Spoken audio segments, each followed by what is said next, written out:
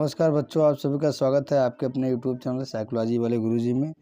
तो आज की क्लास में सकारात्मक मनोविज्ञान, जिसको पॉजिटिव साइकोलॉजी कहते हैं, इससे संबंधित 50 महत्वपूर्ण बहुविकल्पी जो प्रश्न हैं, जो आपके एग्जाम के को दृष्टिगत रखते हुए मैंने बनाया है, इसके बारे में हम बात करेंगे। इसको हम करके देखेंगे, तो इसलिए वीडियो को आप लास्ट तक जरूर वॉच कीजिएगा। अगर आपको इससे रिलेटेड और वीडियो चाहिए तो आप जो कमेंट ज़रूर करिएगा, और चैनल पर नए हो तो चैनल को सब्सक्राइब ज़रूर कर दीजिएगा। चलिए पहला क्वेश्चन देखते हैं। देखिए पहला क्वेश्चन है, सकारात्मक मनोविज्ञान का उद्देश्य क्या है? तो सही आंसर इसका हो जाएगा सी, जीवन में खुशहाली और सकारात्मकता बढ़ाना। ये सकारात्मक मनोविज्ञान का उद्देश्य है। जो सही आंसर है बस वही मैं बताऊंगा, बाकी 4 ऑप्शन जैसे एग्जाम में आते हैं इसलिए मैंने बनाया है। सकारात्मक मनोविज्ञान की स्थापना किसने की? तो ये वेरी इंपॉर्टेंट क्वेश्चन है, इसको आप जो ध्यान में रखिएगा। तो ये थे मार्टिन सेलिगमैन, ठीक है, ये पॉजिटिव साइकोलॉजी के स्थापना करता थे। अगला है, तीसरा क्वेश्चन है, फ्लो की अवधारणा किसने दी? तो फ्लो की अवधारणा देने वाले मनोवैज्ञानिक हैं मिहाय चिकेस्टिन-मिहाय, ठीक है। आगे बढ़ते हैं, उत्तर 4, सकारात्मक मनोविज्ञान किस पर केंद्रित है? तो सकारात्मक मनोविज्ञान केंद्रित है सकारात्मक अनुभव और शक्तियाँ। Option number 20 correct. आगे देखिए, आगे देखते हैं। आगे कह रहा है कि प्रेमा मॉडल का उपयोग किसके लिए किया जाता है? तो प्रेमा मॉडल का उपयोग खुशहाली और संतोष का मापन के लिए किया जाता है। छठवां क्वेश्चन जो प्रेमा है उसमें सबका अर्थ क्या है? ऐसे भी क्वेश्चन आता है, तो इसका अर्थ भी एक एक करके समझ लेते हैं। प्रेमा में पी का क्या अर्थ है? तो पी का अर्थ होता है पॉजिटिव इमोशंस, यानी कि सकारात्मक जो है भावनाएं। और प्रेमा में ई का अर्थ क्या होता है? तो ई का अर्थ होता है एंगेजमेंट। क्या होता है? E for engagement. और प्रेमा में आर किसे दर्शाता है? तो प्रेमा में आर दर्शाता है रिलेशनशिप्स को। आगे बढ़ते हैं, 9वां क्वेश्चन, प्रेमा में यम का अर्थ क्या है? तो यम का अर्थ है मीनिंग। आगे बढ़ते हैं, लास्ट वाला जो प्रेमा में है ए, प्रेमा में ए का उद्देश्य क्या है? तो ए मतलब अचीवमेंट होता है। आगे बढ़ते हैं, 11वां क्वेश्चन, हैप्पीनेस इंडेक्स का मुख्य उद्देश्य क्या है? तो इसका मुख्य उद्देश्य बेसिकली ये देखना होता है कि जीवन की गुणवत्ता और संतोष का मापन इससे होता है। आगे देखिए, कौन सा देश हैप्पीनेस इंडेक्स में सबसे ऊपर माना जाता है? वेरी वेरी इंपॉर्टेंट क्वेश्चन ये है। तो ये है फिनलैंड को जो है हैप्पीनेस इंडेक्स में सबसे ऊपर माना जाता है। देखिए आगे, खुशहाली में कौन सा सबसे महत्वपूर्ण है? रिश्ते और स्वास्थ्य, ये दोनों चीज़ सही रहेगा तो आप खुश रहेंगे। 14वां है, सकारात्मक मनोविज्ञान का लक्ष्य क्या है? तो सकारात्मक मनोविज्ञान का लक्ष्य है व्यक्तिगत और सामुदायिक विकास। क्या लक्ष्य है इसका? मतलब है सामुदायिक, व्यक्तिगत और सामुदायिक विकास। 15वां क्वेश्चन है, ग्रोथ माइंडसेट किसे कहते हैं? तो ग्रोथ माइंडसेट कहते हैं लचीले और विकासशील सोच को ग्रोथ माइंडसेट बोला जाता है। 16वां है, आत्मसम्मान और आत्मविश्वास में क्या संबंध है? तो इन दोनों में क्या है? सकारात्मक संबंध। Option number C is correct. आगे बढ़ते हैं अगले क्वेश्चन की तरफ। क्वेश्चन नंबर 17, रेसिलियंस का क्या अर्थ है? रेसिलियंस का अर्थ है कठिनाइयों से लड़ने और उभरने की क्षमता। That's called resilience. Next question भी इंपॉर्टेंट है, माइंडफुलनेस किससे संबंधित है? तो माइंडफुलनेस जो संबंधित है वो है वर्तमान क्षण में जीने की कला से। Option number B A is correct. Question number 19, सकारात्मक मनोविज्ञान कौन सा घटक ध्यान और चिंतन को बढ़ावा देता है? तो यह है माइंडफुलनेस, यानी कि ऑप्शन नंबर 20 करेक्ट। 20वां क्वेश्चन है, सेल्फ कंपेशन का मतलब क्या है? तो सेल्फ कंपेशन का मतलब है स्वयं के प्रति दयालु होना। क्या है मतलब है? स्वयं के प्रति दयालु होना। 21 क्वेश्चन देखिए, सकारात्मक मनोविज्ञान के अध्ययन कब प्रारंभ हुआ? तो इसका अध्ययन जो प्रारंभ हुआ वो काल है 1998। कब? 1998 में। ये भी इम्पोर्टेंट क्वेश्चन है, ठीक है। 22 देखिएगा, गुड लाइफ को परिभाषित करने में कौन सी धारणा महत्वपूर्ण है? तो इसमें क्या है? सकारात्मक संबंध और अर्थपूर्ण जीवन, ये क्या है? महत्वपूर्ण है। क्वेश्चन नंबर 23 है, किस सिद्धांत में खुशी को हेडोनिक और यूडोमोनिक भागों में व्यक्त किया गया है? तो डुअल स्ट्रक्चर मॉडल में सिद्धांत में खुशी को हेडोनिक और यूडोनिक दो भागों में व्यक्त किया गया है।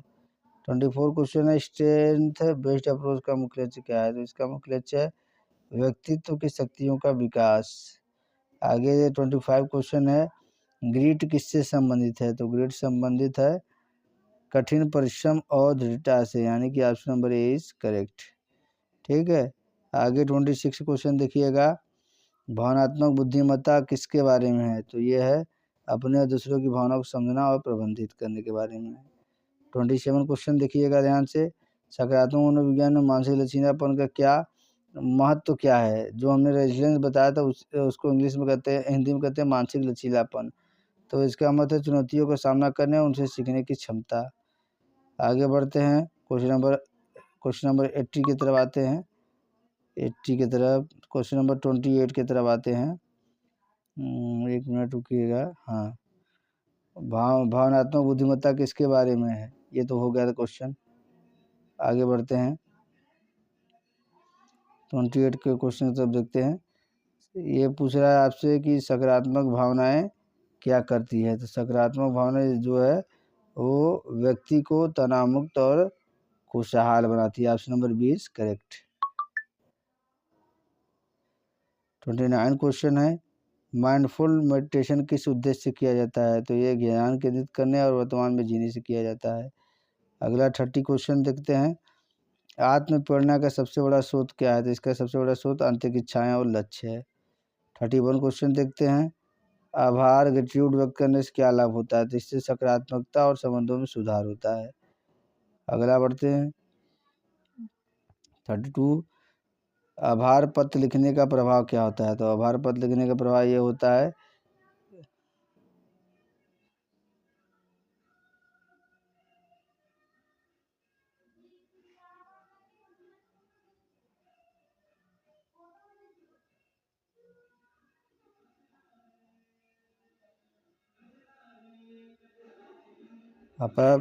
आभार पत्र लिखने से ये होता है कि दूसरे के प्रति सकारात्मक दृष्टिकोण विकसित होता है।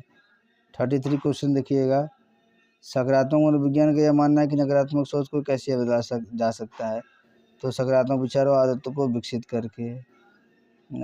ऑप्शन नंबर 34 है कौन सा अभ्यास सकारात्मक दृष्टिकोण विकसित करने में सहायक है, ध्यान और चिंतन क्या है, ये सहायक है। 35 क्वेश्चन है सकारात्मक सोच का प्रभाव क्या होता है, तो इसका प्रभाव ये होता है कि आत्मविश्वास इससे क्या है बढ़ता है। 36 क्वेश्चन है उद्देश्यपूर्ण जीवन के लिए कौन सा तत्व सबसे महत्वपूर्ण है, सामाजिक संबंध और लक्ष्य सबसे महत्वपूर्ण है।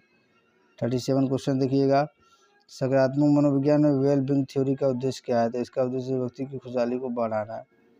आगे है 38 क्वेश्चन है फ्लो के अनुभव का मतलब क्या है, तो इसका मतलब है ध्यान और पूरी ऊर्जा के साथ किसी गतिविधि में लीन होना। 39 क्वेश्चन देखिएगा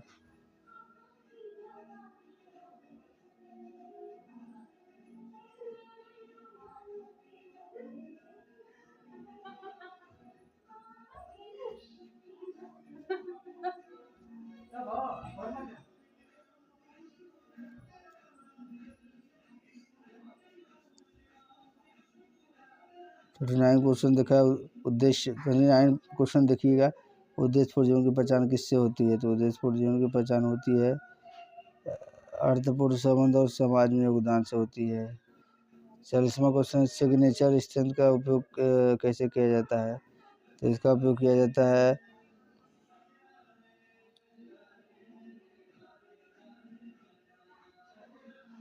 देखिएगा सिग्नेचर स्ट्रेंथ का उपयोग कैसे किया जाता है इसका व्यक्तिगत विकास और सफलता के लिए किया जाता है। 41 क्वेश्चन देखिएगा सकारात्मक मनोविज्ञान का मूलाधार क्या है, तो इसका मूलाधार है व्यक्ति शक्ति और खुशी और ध्यान केंद्रित करना है। 42 देखिएगा सकारात्मक मनोविज्ञान की कौन सी तकनीक खुशहाली बनाने में सहायक है, तो इसमें जो है ग्रेटिट्यूड जर्नल है वो क्या है खुशहाली बनाने में आवश्यक है।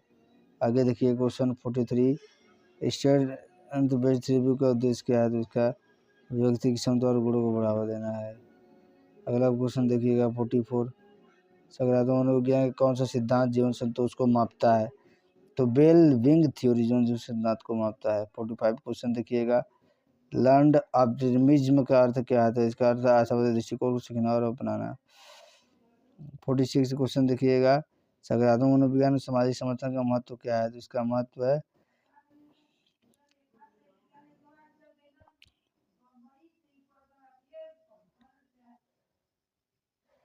का महत्व रिश्ते को सुधारने और खुशहाली को बढ़ाने में सहायक। 47 देखिएगा, लाइफ सेटिस्फेक्शन का सबसे बड़ा कारक क्या है? तो इसका कारण है स्वास्थ्य और सकारात्मक रिश्ते। 48 देखिएगा, सकारात्मक मनोविज्ञान में ग्रोथ माइंडसेट किस पर आधारित? सीखने और खुद को सुधारने की मानसिकता पर आधारित है। 49 क्वेश्चन देखिएगा, अर्थपूर्ण जीवन का अनुभव किससे बढ़ता है? तो अर्थपूर्ण जीवन का अनुभव बढ़ता है व्यक्तिगत मूल्य और समाज में योगदान से बढ़ता है।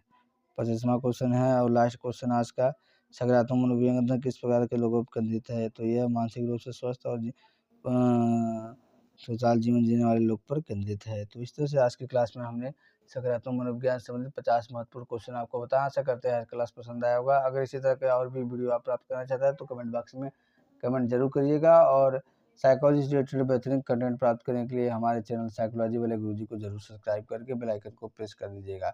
चलिए मिलते हैं नेक्स्ट क्लास में टॉपिक के साथ, तब तक के लिए आप सभी बच्चों का बहुत बहुत धन्यवाद। जय हिंद, जय भारत।